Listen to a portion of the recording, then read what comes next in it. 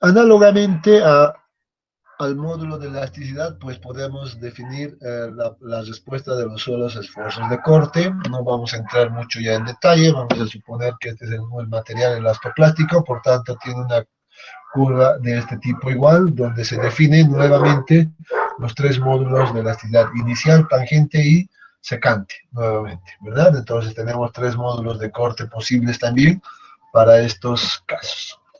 A modo de ejemplo, simplemente pues vamos a observar algunos valores de referencia, algunos valores que nos presenta la literatura del módulo de elasticidad y del módulo corta. Nos dice que este punto, el asterisco, nos dice esto es el módulo elástico secante para condiciones drenadas. Noten acá que hay condición específica, ¿verdad? Está incorporando un concepto ya que nosotros vamos a definir también o incorporar más adelante en este mismo capítulo este concepto de condición drenada. ¿Ya? Entonces, ya vamos a ir aclarándonos. Noten que está haciendo esta referencia que se está proporcionando acá, solo es para estas condiciones. Si la condición sería otra, pues seguramente los rangos van a ser otros. ¿Ya? Entonces ahí hay que tener en cuenta siempre aquello. A veces muchos confundimos algunas cosas y nos vamos a la bibliografía y agarramos y decimos, a ver, voy a ver el módulo de la actividad para una arcilla. Y en la arcilla observamos estos valores y simplemente las anotamos sin determinar cuál es la condición en las cuales ha sido determinada esos valores. Hay que tener mucho cuidado con aquello. Bien, y dicho esto, pues vamos a continuar con ya avanzando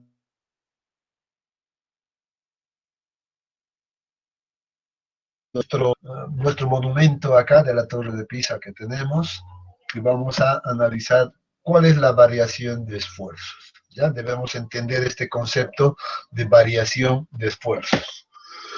Si nosotros tenemos, vamos a suponer que esta fundación, que esta es una fundación cualquiera, donde se está aplicando la carga de la estructura, en este caso, la que corresponde a nuestra estructura, pues si nosotros tomamos distintos puntos de análisis, como por ejemplo este o este punto, este otro punto, a distintas, inclusive direcciones justo por debajo de la fundación, un poco aisladas del centro, etcétera, como nos está mostrando acá, pues debemos estar conscientes que el nivel de esfuerzos que se aplica en este punto, pues va a ser muy diferente al nivel de esfuerzos que se está aplicando en este punto, debido a la aplicación de la carga, ¿verdad? Entonces, eso nos va a llevar a lo siguiente, nos lleva a la siguiente definición. Pues debido a esto se va a generar, dice, en el interior del terreno, se genera al interior del terreno distintos niveles de tensión, como estamos observando acá. Cada línea que se observa acá, pues corresponde a distintos niveles de tensión. ¿Ya? Entonces, donde dice, si yo aplico una carga externa acá, pues en este nivel, el 100% de la carga va a estar afectando acá. A medida que voy entrando en profundidad, dice, observen por ejemplo en la línea roja, dice, en este punto, pues se dice que el 50% de esta carga no está actuando en este punto. Y así sucesivamente, a medida que vamos entrando en profundidad, se va a ir disipando la carga. Ese es el concepto general que debemos entender. Por ejemplo, a modo ilustrativo, dice, la disipación del 50% de la carga se va a dar en una profundidad aproximadamente de 1.5 veces A, donde A es igual a la base de la fundación en este caso. Entonces eso hay que entender. O sea, digo, entonces si yo calculo esta profundidad como 1.5 veces de la base, pues puedo estar seguro que en ese nivel, pues la influencia de la carga se va a encontrar al 50%. Entonces, esta variación también debe ser controlada en el momento de diseño, ya en el diseño geotécnico. Por tanto, a partir de este criterio, pues vamos a definir un concepto importante, que es el concepto de bulbo de presiones. ¿Qué es el bulbo de presiones? Pues para aquello nos vamos a abocar en esta imagen que tenemos acá, la imagen, donde vamos a tener inicialmente una zapata, por decirlo así, aislada, que tiene un ancho B1 pequeño, y en este otro lado, en la parte derecha, pues vamos a tener una losa de fundación que va a tener una base B, mucho más ancha en este caso, ¿ya? Zapata aislada, una losa de fundación. Notemos que en el primer caso dice, si nosotros aplicáramos alguna carga acá, o la carga que va a venir de la estructura, pues va a afectar simplemente en una zona, en esta zona que está remarcada de color amarillo. En esta zona va a ocasionar cambios, en otras palabras. Es la carga que venga de acá, pues me va a ocasionar cambios en toda esta zona. ¿A qué quiero llegar? Pues entonces, de que en este nivel, pues se van a producir deformaciones. Acá se van a producir las deformaciones volumétricas, etcétera, ¿ya? En esta zona. Por debajo, pues ya no me interesa porque la carga de esta fundación ya no le va a afectar en lo absoluto. O teóricamente se dice que en ese punto, pues se tiene simplemente la actuación del 10% de la carga que básicamente ya es insignificante para el terreno. ¿Ya? Entonces es algo que debemos entender. Pero ¿qué pasa si ahora estamos en el mismo terreno y tenemos una losa de fundación? Pues este límite o el bulbo de presiones, la zona tensional que se va a producir, en esta zona amarilla igual, pues se va a producir los cambios nuevamente en este punto. Noten que la profundidad va a ser mucho mayor, hay mucha diferencia. Por tanto, debemos considerar estos aspectos al momento de realizar el diseño. ¿Ya? Entonces, ¿cómo se determina o se estima esta profundidad? Dice que hay una manera práctica. Generalmente la literatura nos recomienda algunas recomendaciones de orden práctico, como por ejemplo, este caso. Nos dice esta profundidad pues va a ser igual a 2 veces la base, dependiendo de esta base. Pues si esto sería igual, por ejemplo, a 10 metros de una losa de fundación, pues las deformaciones y los cambios que se van a producir por debajo, pues van a alcanzar ¿a cuánto? 2 por 10, pues vamos a tener 20 metros de profundidad. ¿Eso qué significa? Esto significa pues que debo tener el control de todas las propiedades del terreno hasta 20 metros por lo menos. Es una conclusión a la que estoy llegando. ¿Por qué? Porque el bulbo de presiones me está indicando esto, ¿verdad? El bulbo de presiones me dice, si aplicas esta fundación acá con estas dimensiones, se va a generar un campo de tensiones hasta 20 metros de profundidad. Y al presiones acá, pues me va a generar cambios en toda esta zona. Esa es la idea del bulbo de presiones. Nos sirve mucho para entender aquello. Lo propio acá, por ejemplo, si por ejemplo, era simplemente una zapata aislada de 2 por 2, por ejemplo, de 2 metros, pues entonces vamos a tener acá que la influencia simplemente va a ser igual a 4 metros, ¿verdad? Entonces, en 4 metros nosotros deberíamos realizar el cálculo de las deformaciones o los cambios que se van a producir. Esto es muy importante, ¿ya? Entonces, yo les pido que se graben este concepto de bulbo de presiones y la tengan presente siempre. Sin embargo, en la literatura, pues uno va revisando la literatura, va revisando algunas referencias bibliográficas distintas, pues vamos a encontrar algunas otras sugerencias para estimar esta profundidad Z que estamos hablando, de la cual estamos hablando.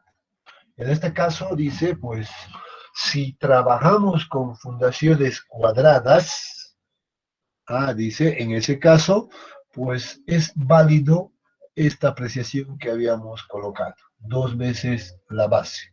En esa condición, pues la profundidad va a ser igual a aquello. ¿Qué pasa si ahora trabajamos con fundaciones corridas? ¿Verdad? Acá voy a poner un asterisco siempre, hay que tener en cuenta la definición de fundación corrida. por cierto, ¿ya? Entonces, es un concepto distinto.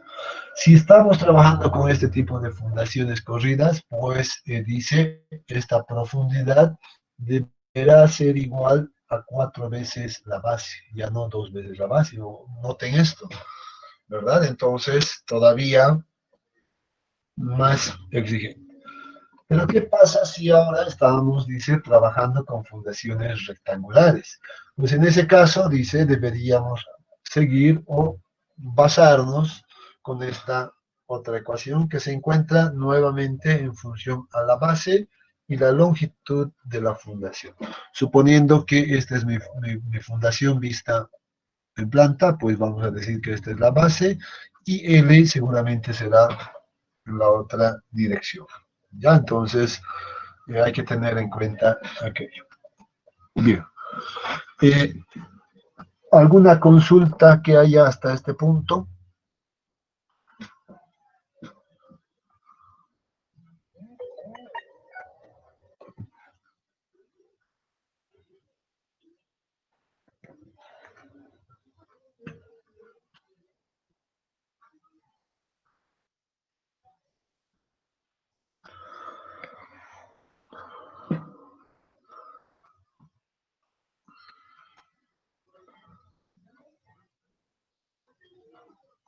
Muy bien, entonces si no hay consultas, vamos a continuar a hacer esta otra definición de esfuerzos principales.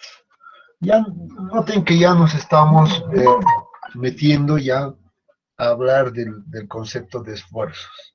Y como un primer punto, pues estamos observando que vamos a hablar ahora de los esfuerzos principales. Ahora hay que ver qué es un esfuerzo principal, hay que empezar a, a definir correctamente estos conceptos que son importantes. ¿Ya? Entonces, vamos a leer lo que nos dice acerca de los esfuerzos principales. Dice, un esfuerzo se denomina principal cuando en el plano donde actúa la fuerza normal no se presenta ningún esfuerzo de corte. Hay que entender bien esto. Ya hay que tener claro este concepto. O sea, cuando el esfuerzo de corte o el esfuerzo o la fuerza que es paralela al plano es igual a cero, en ese momento dice que el esfuerzo normal se va a convertir en un esfuerzo principal. Es un concepto que debemos tener presente. Y en caso de que sí haya algún esfuerzo cortante, pues entonces ya deja de ser esfuerzo principal. Para aquello, vamos a un poco ubicarnos en este pequeño elemento de suelo, vamos a suponer que es un pequeño cubo de suelo, como es que estamos observando, donde estamos observando todas las caras que tiene, ¿verdad? Nosotros vamos a analizar en las 3 caras directamente, X, Y y Z, como ya hemos observado anteriormente. Bien, ¿qué pasa si ahora nosotros suponemos, nos vamos a concentrar en esta cara superior del elemento y vamos a ver que actúa solamente un esfuerzo normal y no así un esfuerzo paralelo al plano, en este caso? Si no hay un esfuerzo paralelo o en esta dirección, pues entonces seguramente en este caso la fuerza va a ser principal. ¿Ya? O inclusive, si no hay ningún esfuerzo de corte, este plano de color azul que estoy observando se vuelve en un plano principal, va a llevar esa denominación. Si vemos el otro lado del cubo, en este caso esta otra cara, que la he pintado de otro color, nuevamente, si nuevamente ahí actúa un esfuerzo de corte igual a cero, pues la fuerza que va a ir perpendicular a esto seguro que se va a volver en una fuerza principal. Y lo propio en la otra dirección, que tenemos este otro lado, la fuerza que va a actuar ahí de manera perpendicular va a ser seguro principal. Para continuar vamos a hacer lectura de lo que nos dice acerca de esta definición. ¿Qué es lo que nos dice? Los planos perpendiculares entre sí, estos tres planos que están de distinto color que los hemos colocado, eh, dice, en los cuales los esfuerzos tangenciales son nulos, o sea, los esfuerzos paralelos en estos planos son ceros, dice, estos se denominan planos principales. Entonces vamos a tener tres planos principales en un elemento del suelo, ¿verdad? Al interior del terreno. Y los esfuerzos normales a estos planos se denominan esfuerzos principales. Por tanto, seguramente acá van a ingresar, ya se va a volver en esfuerzos principales. Bien, vamos a hacer ahora la definición de esos esfuerzos principales. Vamos a suponer inicialmente este esfuerzo que está en esta dirección vertical y vamos a indicar que el plano donde está actuando este esfuerzo vertical en esta dirección es el plano principal mayor, porque se supone que los esfuerzos normales o en esta dirección vertical son mayores con relación a estas fuerzas laterales que tenemos acá. Entonces, debido a aquello, dice, inclusive vamos a definir este concepto importante de esfuerzo principal mayor, sigma 1. Una definición que quiero que la recuerden de aquí en adelante, ¿no? Vamos a manejar bastante estas definiciones también en capítulos posteriores. ¿Ya? Entonces, acá viene esa definición de esfuerzo principal mayor. Eh, por otro lado, generalmente al esfuerzo que está en la dirección, en este caso Y, generalmente se la conoce como esfuerzo principal intermedio o se la denomina como sigma sub 2 por encontrarse en la dirección Y. Finalmente vamos a tener el otro caso del esfuerzo sigma 3, que es el esfuerzo principal menor. Se supone que dice, en este caso, este plano o este esfuerzo es el menor con relación al esfuerzo normal. Entonces, de ahí vienen las definiciones de esfuerzo principal mayor, esfuerzo principal intermedio y esfuerzo principal menor. ¿Ya? Entonces, considerando que el esfuerzo de corte en cada una de estas direcciones es igual a 0. Bien, entonces ahora vamos a recordar estas definiciones, no las vamos a guardar de momento, las vamos a tener presente para más adelante. ¿Ya? Entonces, si tienen alguna consulta hasta este punto.